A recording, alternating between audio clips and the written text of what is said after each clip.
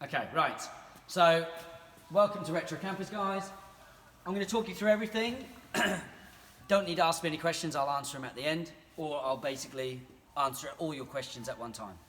Right, so firstly you've got your camping sort of pod unit here. You've got two burners under this side. You've got a sink under that side, okay? For the two burners, you have a gas bottle down the bottom. This is the knob that you need to turn for on and off. On and off is like the sticker, so it's all the way this way for off, all the way the other way for on. Keep it off while you're driving. You've got some other bits there as well. When the gas is on, you push down on the knob, twist it to the flame level you want, and then you push the button, okay? Do not leave these hobs on, because you will melt my light. The light goes on with the switch on the side.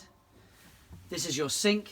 When you pull your plug out, your water will just be on the ground underneath the vehicle, so there's no grey tank. It's literally wash up, pull the plug out, and the water is on the ground at the campsite underneath.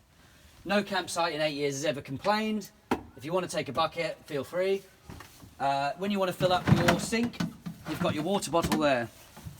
Unscrew the cap, pull all the insides out. Inside there you'll find a blue whale pump, this thing. This will leak water when you take this away to fill up, so put this into a cup. If not, you'll come back to a big puddle on the floor. Then when you bring it back with a full bottle, put it all back together. Put this bit in first, and then put it all back together like that. And then it'll just push down your pipe. If for some reason you've got like an airlock and the water won't come out, just give this a bit of a jiggle, and then make sure it's fully immersed in the water. Up here you have cups, plates, and cutlery. This is your fridge. You've got to lift this little button up to unlock the door. That all works automatically. You don't have to do anything. You don't touch the buttons underneath. That's to do with gas, and it's not on gas. You literally do nothing and it'll work for you. You plug in at the campsite, it directly goes onto 240. You drive and it works on 12 volts. This switch doesn't do anything, so you can play with that as much as you like. Lock the fridge like that. On the side of the cabinet, you've got a 240 socket, like you would at home. 3-pin 240, and then next to that you've got a 12 volt. This 12 volt runs off your auxiliary battery. So you've got this 12 volt, this light, and your pump for your sink all run off your auxiliary battery. That should work for a long time. If you're at the campsite and you need to charge a phone, then I suggest you use your 240 plug like you would at home. Okay? So that's your main unit. Up here, in this cupboard, you have a curtain that lives in this bag. When you pull it all out, it speaks for itself. That curtain lives round the front, and it pops on these poppers, which are in the corners. You'll have a gap at the top of the window. You can close that gap up by putting down the sun visors. Okay? This is your tabletop. Slides out this way, like this. Make sure that catches down so someone doesn't get a sore head. So that tabletop goes into this table leg, which is underneath the rock and roll bed, which goes into this hole in the ground. If you can't get it, if you haven't got fingernails, use the side of the pole and just put it down like that. And then obviously the tabletop goes on the top. Like that. In here, you've got all your pots and your pans, cutting boards, teas, coffees, salt and peppers.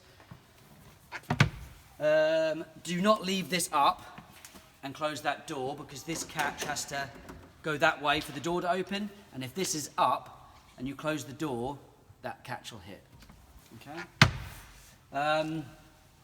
You've obviously got 3 seat belts. You've got 2 over the shoulders in the back, and then a lap belt in the middle. To use the bed, you need to put all the seat belts away, so these ones push between the cushions, and then they just go underneath the bed.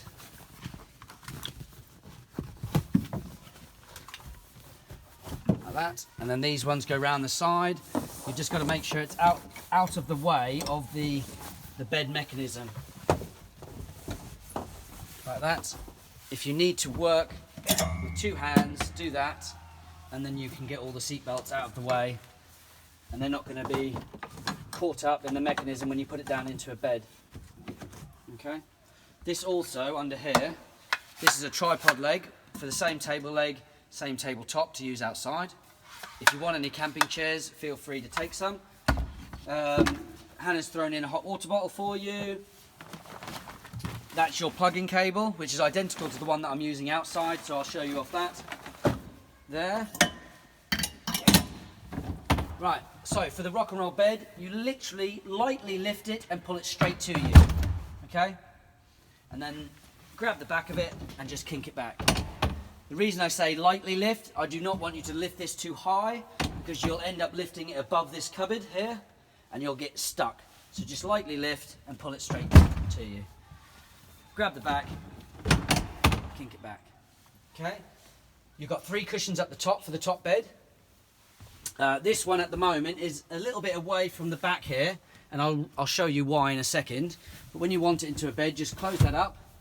When you're stationary and the pop top's up, you can leave these cushions in this position as long as they're up. When you pull the roof down, they have to be in a low profile. They have to be like that, okay? When you want the 3rd cushion, you grab it from the back.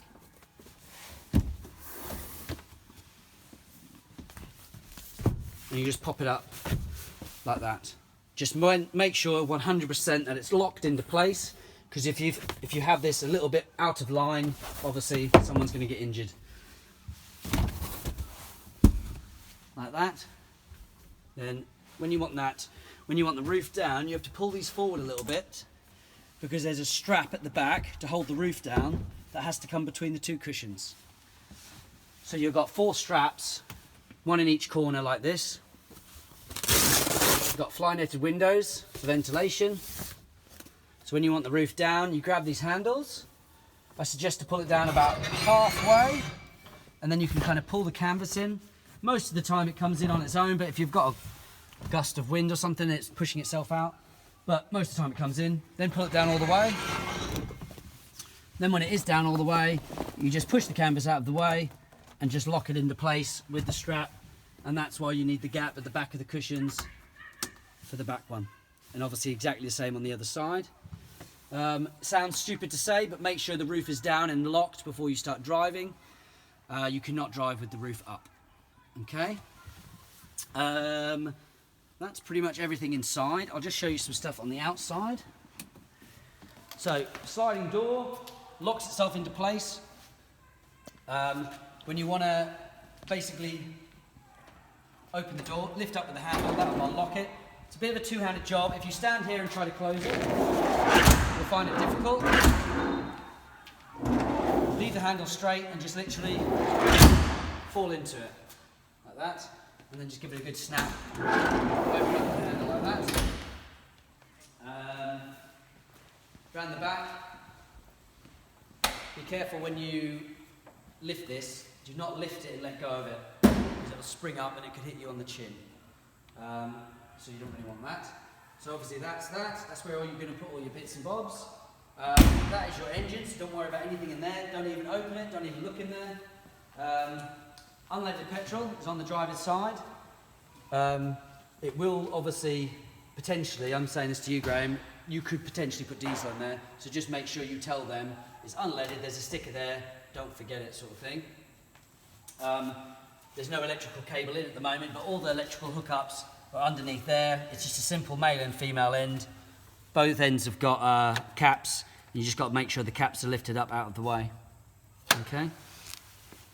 Right, and that's your sink waste. So don't panic when you see water coming out of there. Okay? Probably stop that now, and that's kind of like the